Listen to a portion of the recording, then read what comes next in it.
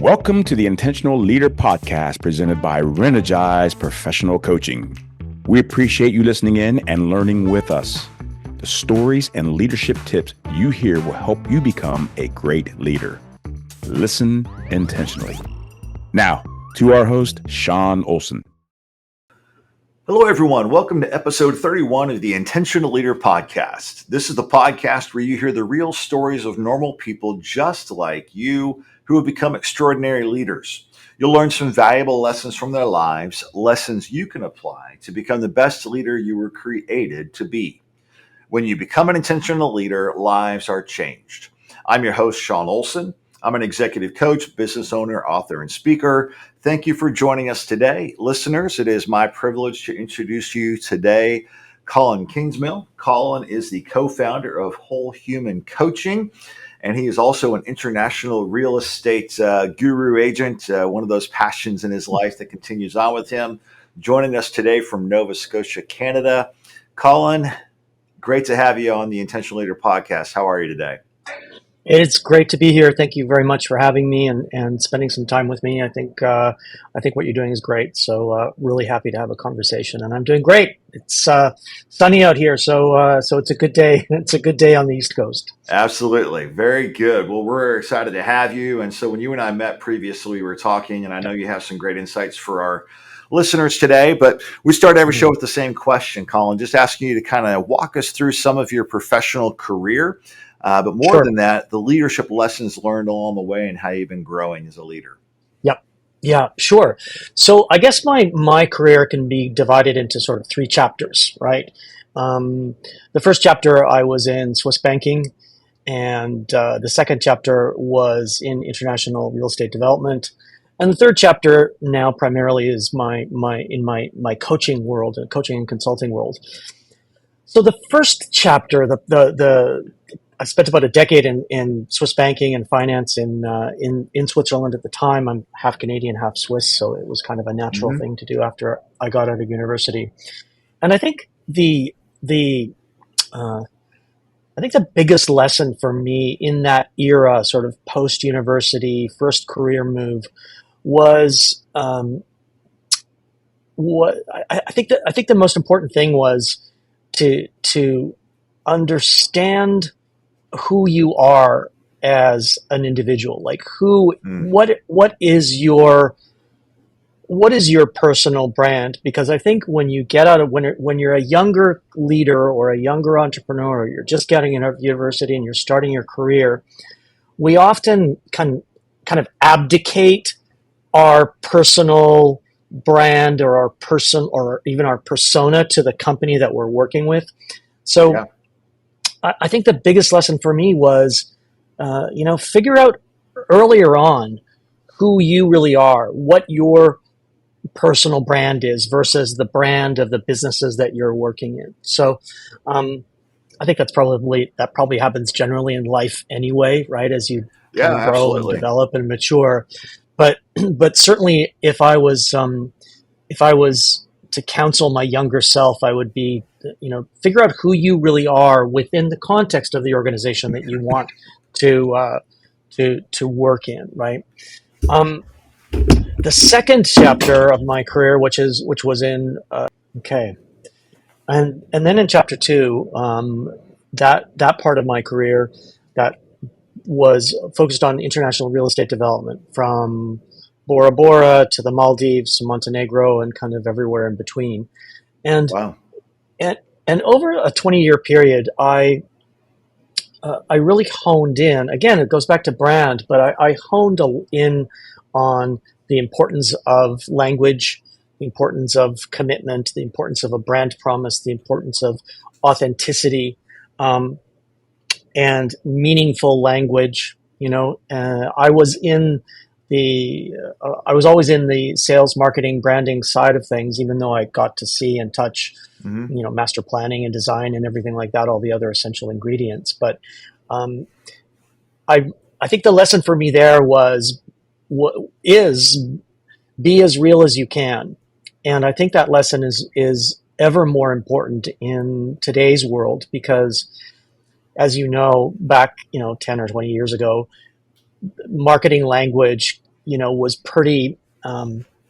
You could kind of get away with anything, right? Yeah. It Yeah. was very easy and commoditized, but now people are much more discerning, and markets are much more thin sliced, and target audiences are very specific, and I think people today, in this age of knowledge, in this age of information, are very well informed. So your marketing language, your brand needs to be as authentic as possible. So that was really chapter two, right? Yeah. Is Let me ask you a you know question about that. You brought up yeah, something really interesting. I'm just kind of curious sure, on this piece. You talked about, because you're in international real estate, so you're going to different countries, yeah, adapting to different cultures, obviously, which yeah, made you very well of your brand and the authenticity piece. I'm hmm curious if that was kind of driven by this idea of trying to be applicable to various people, various cultures. Because we live in a world today that, whether you're in the United States, Canada, or anywhere in the world, it is mm multicultural. There are people from all over the mm, world around us, but yet we yeah. naturally gravitate to just how we communicate in our home culture. So, what was really Mm. driving that authenticity? Was it trying to be all things to all people? How did that play? I think for some reason I've always worked on projects that were unconventional and slightly challenging. So when we moved to Europe in 2009, I was working on a project in Montenegro, and it was the vision of the primary investor to create a super yacht marina and residential village with hospitality and retail and commercial and everything like that. Um, but we were building it on an ex-naval base, ex-Yugoslavian naval base Wow. that was going to be repurposed for this, right? So so my challenge was, how do you sell luxury real estate, or berths for that matter, in a post-communist emerging market that's still Mhm. hard to get to, that didn't have air transfer, air flights into it, that Yeah. were and infrastructure. So for me, it was more, and it always has been less about the cultural differences and more about how do I connect to the audience, right? How do I connect to the audience? Because I'm not working in charted territory, or I'm not working in an urban setting where the playbooks are much more standard. These were new, remote, emerging destinations and places. Some of them less emerging, the Maldives. Hmm. But how do you sell a villa in the Maldives to people that don't need them, right? Um, so for me, it was always cultural, yes, but also, how do I connect to the human that is going to live, breathe, and play in this space, hopefully for Mm. generations. So, Yep. but also it intersected with just a personal dislike for meaningless language, Mm. and sort of junk food language around Yeah. around the marketing world, right? No, I And I love that think though. those days are over. I think people uh, don't don't don't buy it anymore. I mean, maybe they do, but to some degree. But people want more. I think customers and consumers want depth to the conversation that you want to have with them. I agree. There's So people are seeking um, meaning and purpose, and they find that in other people. So that's yeah, fantastic. So then that rolls you to chapter 3. Talk about that yeah. transition. Well, chapter three has really been about bringing the lessons of life that I've learned along the way, um, to fellow leaders and fellow entrepreneurs and founders and CEOs and teams, um, because I just got to a point where it felt as though I needed to be of service. It felt as though the time was right to be of service, and somewhere along the way in the last few years, I really honed in on what my purpose is here. And that is, for me, it's all about reminding people to or helping people rediscover their humanity, living in integrity, becoming fearless, and ultimately, if you can have that tripod, it frees you from psychological suffering, but also from the self-limiting beliefs and the stories that you tell yourself. And so I think humanity, integrity, freedom, fearlessness and freedom means you can become unlimited. So Mm, that's, I don't know how that happened, but chapter 3 is definitely all about yeah. taking what I've experienced and helping people expand their horizons. Well, that tripod that you mentioned there is what really drew me to you when we initially had our Mm, conversation. So let's go into that right. for a minute and just kind of Sure. break down those three different elements and how that leads to that life of really overcoming those narratives we create. Mm, sure. Well, I mean, starting first of all with humanity, I think what I mean by that is remember that you are, or we are collectively, on this small rock spinning at 1,600 kilometers an hour on its axis, at least at the equator, right? Yeah. Um, and flying through space that we really know very little about. So if you can begin to put into perspective what's happening and where we are in the world and who we are and what we're doing, I think you begin to live differently and act differently. I think you can become more cooperative, more caring, more compassionate about our fellow humans, and less divisive, right? And I Yeah. think there's so much division has come into this world, and for me, there's this sort of cult of individualization that's happening, and I think it's just tragic. So Hmm. reminding ourselves of our humanity puts things into perspective, but it also lets us rethink how we connect with our other fellow human beings. So that's step one, right? Or Yeah. I want to talk you about that know, for a second, though. I'm huge on this yeah, humanity let's, piece. And one of the things I share a sure. lot with our leaders is we have so much more in common than we have different, right? As humans. Right. Yep. And, my wife and I were on a vacation this past summer, international location. There were people from all over the world there because it's a destination Mhm. spot. Yeah. And you're sitting down on these patio restaurants, right? Surrounded by people from around the world. Yeah. Um, Many of us not having the same language, although for many, either French or English was the common language that's being spoken.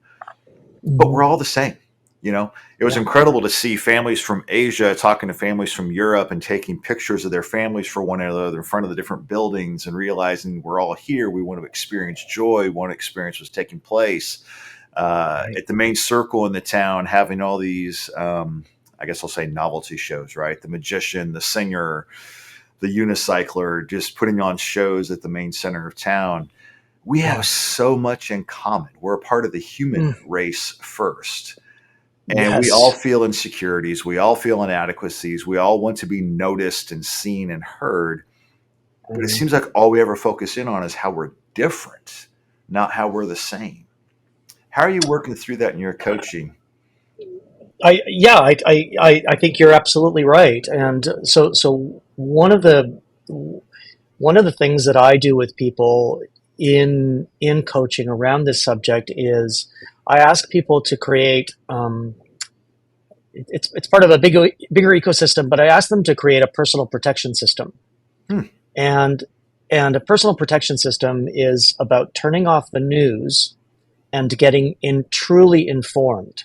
Okay, and that might sound like an oxymoron, but I don't think it is, because I think things like social media and the news cycle have accelerated that perception of divisiveness, right? I can stand behind Absolutely. a fake Twitter account or an X account and hurl, whatever I want at you, and we can spar, and it can be very negative, and the news can be very negative, and social media can be very negative.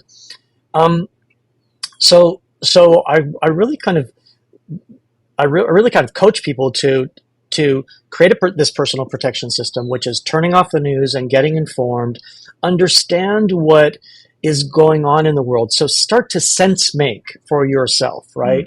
And I think that's so I advise people to look at things like geopolitics, things like history, things like megatrends that are happening, and look at larger format or long format podcasts, get into a book, look at the journals, go for the source materials. Because, going back to the junk food analogy of language, I think I think the junk food of news and social media and sort of doom scrolling Yeah. has inhibited that divisiveness that you talk about. So um, I really ask people to create a very solid um, a very solid sort of compass in that regard. And if you do want to go onto Twitter or Facebook and rant or have fun or go down some rabbit hole, understand that you're eating a box of chocolates and Mm. it's not good for your diet, right? Yeah. Your mental diet. Exactly. So that's really where I start. It's and then I also, because a lot of people can get very upset about what's going on in the world, and I just remind people, just go outside your front door and discover who is in need right outside your front door. You do not Absolutely. need to go to the Middle East or to Central Europe or anything like that. There is need and humanity and suffering right outside. There So is. so Yeah. start there. I love that aspect. One of the things that we've joked about in our household is we're blessed to live in a very multicultural town. Mm, And what we see on TV and what we see on social media, our phrase is that's not our Friday night. Meaning, like on Friday night, we'll go to the ball game at the high school, and there it is ethnically rich.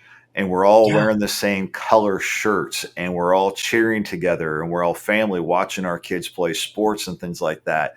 And that's just kind yeah. of that phrase that we have now of we see everything out there, and we're like, that's not our Friday nights because that's not the reality of it. So I love that idea of the personal protection system. And especially this year, 2024, I saw the statistic that 50 countries have elections this year. An estimated 3 billion with a B people are going to the polls this year. Wow. And polls, elections create divisiveness. And so Hmm. 2024 could be an absolutely horrible year unless Yeah, we take personal responsibility to say, no, that's not what's going to be for me. I think you're absolutely right, and it is that assumption of personal responsibility, right? And I think it's also recognizing that you as an individual uh, can have an enormous impact, right? And you don't have to go and volunteer for the Red Cross or Mm-hmm. become a Nobel Peace Prize winner, but start with your own ecosystem and your way of thinking and your way of contributing. And like you say, I love that analogy of the Friday night. That's not our thing. You know, Often a lot of this divisiveness that we're seeing, and we're seeing it in Canada as well, in the United States and in the UK and all over Western Europe now, certainly. Um, a lot of it is, you have to ask, what are the incentives to keep us divided, right? To keep Mm. us glued to those screens, to watch that Yep. negativity, to watch that train wreck that's happening. Um, it's business, right? And there there is a business of divisiveness because There it is. keeps people on those platforms. So again, that personal protection system or that personal accountability that you speak about is us individually recognizing that that we that we can easily abdicate our power and our Mm. influence and our creativity and our positivity and our impact to those divisive instruments. So it's just about really being aware Yeah. of what they're doing. And there's a business around racism. There's a business around the culture wars. There's business around sort of all the activism in various areas that we see today. So, Yeah. I love that um, phrase you use there. Don't abdicate your power to it. That's a rich mm, phrase. Yeah, it no, thank is. you. I think it's important we, because of the culture that we're living in, we sometimes aren't aware. We're all busy, we're all active, we all have businesses and responsibilities and families and things like that. And it can be easy to relinquish that power almost without even noticing it. Mhm. You wake up one day and you're full of anxiety, or you're depressed, or you're angry, and well, what's the origin story of those? Where did that come from? Right, it came from somewhere. So yeah, I think it's really important. Absolutely. Well, what is the second leg? So we have humanity as our first leg. What's leg two? Oh, so humanity, integrity. Okay, and integrity is so important. And I don't mean, don't tell lies or don't tell Mm-hmm. white lies. By living in integrity, and Martha Beck has a wonderful book called The Way of Integrity, which I would highly recommend to your audience. But but the fact is that we in this modern Western civilization that we live in, we are often acting or putting on a mask or trying to people please or putting others ahead of ourselves. So or we're not good with boundaries, and what happens is you begin to live for others and not for yourself. And what I mean by living in integrity is put on your own oxygen mask first, be who you really are, and it's also a question of energy, right? How much energy do you want to expend on portraying this person who you think others think should be? And it's a real release when you live in integrity, and you don't have to put up any more facades. Those facades, those masks that we wear, those, saying even little things like saying yes when you want to say no, all of that impedes your integrity, and then it depletes you because it is such an energy drainer not to be who you really are. Mm, So I think it's about define who you are, be that person. It liberates you, right, it does. from acting for other people. It's a Yeah, liberation of energy, right? Like it how much we is. only have so much fuel in our fuel tank, right? Yeah. What's interesting about that, we always teach that the greatest key to leadership is self awareness, right? So you have to Mm-hmm. know yourself, know how you're gifted, all those Yep. sorts of things. But I think about what you're saying. And in my life, I always jokingly say I'm a recovering people pleaser, not recovered, recovering, because I'm still Yep. working Yeah. through it. Mm-hmm. But I can honestly say that the first 40 years of my life, I never tried to uncover who I was. I was trying to be what everybody else thought I told me I was supposed to be. And it doesn't Exactly. mean that I didn't have great things in the first 40 years, because I did. My spouse and family and relationships and jobs and friends. But it wasn't until I hit that stage, and honestly, I had to go through some counseling to help have somebody guide me through this, right? To break Sure. that trend and to really dive into who I was. The biggest thing I realized with it is the massive, massive weight off of my shoulders to just be me and not worry about it. If Colin Exactly. likes me, great. If Colin doesn't like me, that's okay. I can't be friends to Exactly. everybody. Yeah, Exactly. the weight lift is incredible. Exactly, and that's so. When you say weight lift, I think that I see. How much energy have you just liberated, Hmm. right? To be who you are, but it's even more important than just being who you are. It's, well, now what's your contribution, right? Now how can you really make an impact because you don't have these physical weights holding you down, right? You can fly, right? You can Absolutely. fly. You can have a purpose driven existence in this space time intersection that we're here for a nanosecond, right? So, Absolutely. um, and that kind of leads into the third piece, right? Which is fearlessness. Mm. Okay, if you can live in integrity and overcome uh, any challenges you have around fear and confidence and resilience, what are the possibilities, right? That's and I think they become unlimited when you live without fear. But Absolutely. the integrity part, the integrity part has to come first because that's really about you finding out who you really are, what's your mission. When you are no longer pleasing other people, what is that for you up to do and to be? And if you can add fearlessness to that, that just turns up the volume on your power and your possibilities and your potential, I think. It does. And really, I like those three legs because they actually build, right? When I understand the humanity aspect and I build in that personal protection system, it frees Yeah. me up to identify who I am and live in my integrity, which creates Mm-hmm. that fearlessness. So, Yeah. help us, if you could, really quick, walk us through an example of someone that you've worked with, who you've kind of seen get to that fearlessness point and what that opened up for them. Oh yeah, that's good. It's interesting. A few people I've followed or worked with for several years now, actually. So I started working with them when they were in university, and there was sort of fear around exams and finishing and starting and opening a new chapter and things like that. And and so I've probably worked with this one person for 4 years now.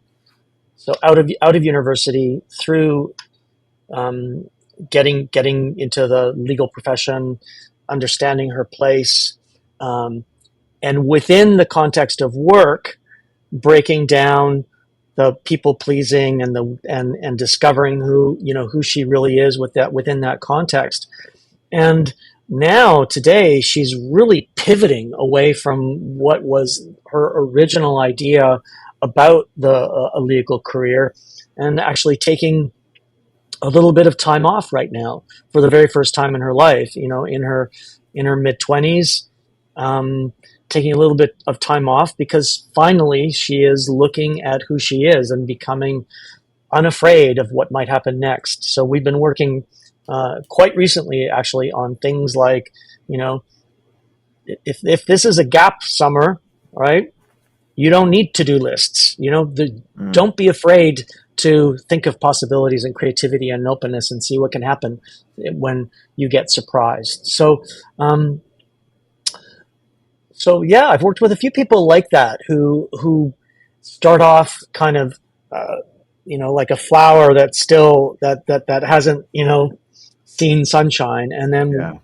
it pops and people become free. Because, and the last step in that whole process, this idea of freedom, is if you can work on those three foundational elements, you become free from psychological suffering. And Mm. again, more weight is lifted, right?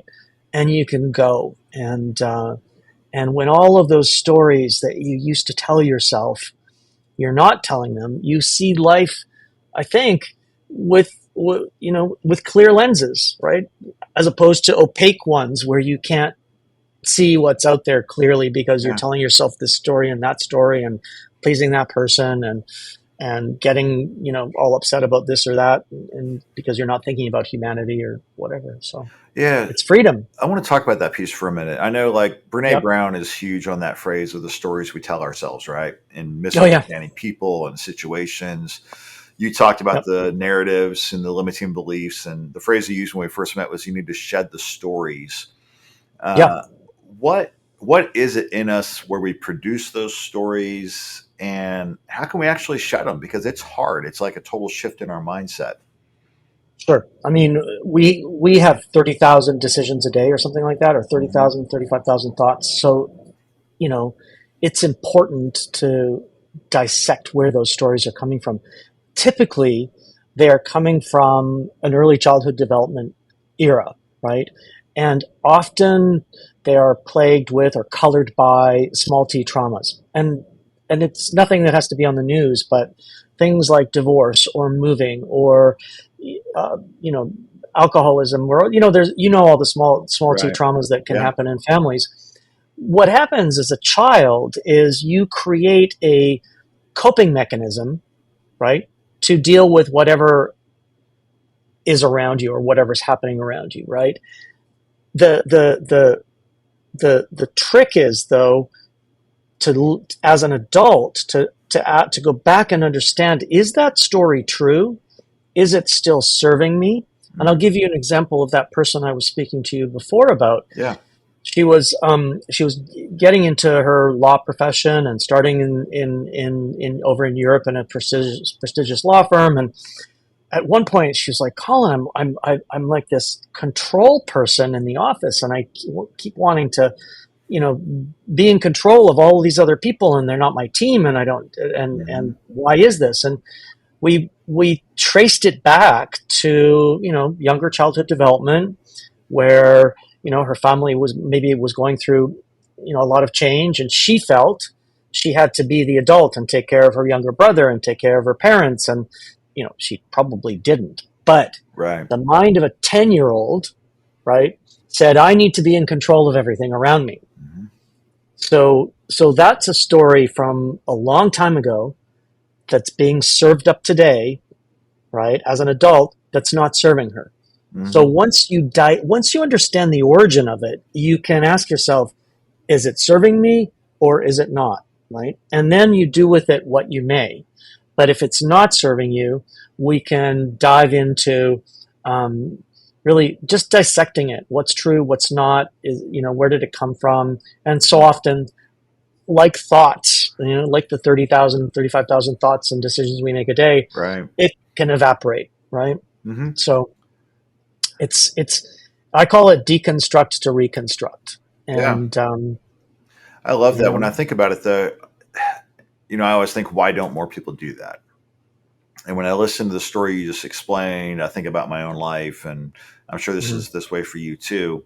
We have to come to that point where there is someone or some ones, could be multiple people, who are actually willing just to lay bare, like to trust them, to Oh, see all of our scars, all of our issues. Because if we yep, don't have someone to guide us through that, because in this case, like with that individual, you were her coach, right? And so yep, you're able to yep, ask questions and help her connect those dots. We do that in executive coaching all the time. People think executive mhm. coaching is all about leadership, and it is, but it's about the leader. And so we're taking them through the Yes, same journey of understanding, everything you've experienced is why you do yeah, what you do as a leader. But you have to have that moment in life where you're like, I'm going to be willing to lay it bare in front of somebody, risking rejection, ridicule, whatever. But mhm. we can't figure this out by ourselves. We have to let people in to become the best version of ourselves. I agree. But, what we're not taught any of this in school, are we? Right? No. And especially men Mm-hmm. are not taught at all to go into those vulnerable spaces. So I think you're absolutely right. I think it's extremely important. I think I think we're in an era, though, where people are speaking more and more. So it does feel like these topics are bubbling up to the surface, and we are beginning to allow ourselves to speak, to share, to be vulnerable, to learn and to grow together. So thank goodness, I'm very happy for that. Yeah, I do think we're getting there. I mean, in my life, faith is a big thing. And I would say it's Mhm. kind of the definition of grace. Definition of grace, person to person, is you can know the worst of me and love me more, not less. Oh yeah, absolutely, absolutely. That's beautiful. Yeah. Yeah, that's how we get there. Um, Well, again, it's all back to this analogy that we started with. This idea of, do you want to eat junk food or do you want to have a healthy meal, right? Hmm. And a healthy meal involves, a little bit more work, and might not give you the dopamine rush that you get Yep. from a burger, but in the long run, it and you said a minute ago that people don't want to necessarily change. It's easy to stay in that circular closed loop, Hmm. right? It's very easy. Notwithstanding, it might be totally challenging, right? And you might have to take a whole bunch of pills to exist, and other mechanisms of coping. But a lot of times, people don't want to break that circle because outside of it, that fear of the unknown is holding them back, so they'll stick inside of it. But I'm like, just jump out, get Yep. out, we got you. Got to get your feet wet. Got to So take a chance. Well, Colin, this has been a exactly, great conversation. Falls right in line yeah, for a lot of our listeners who are looking to just kind of break out of their own traps, break out of their own way, Yeah. and become the best version of themselves. So I appreciate that. Well, as you know, we finish every show with the same question. And that question is, Colin, what is something our listeners can do intentionally today to become a better leader?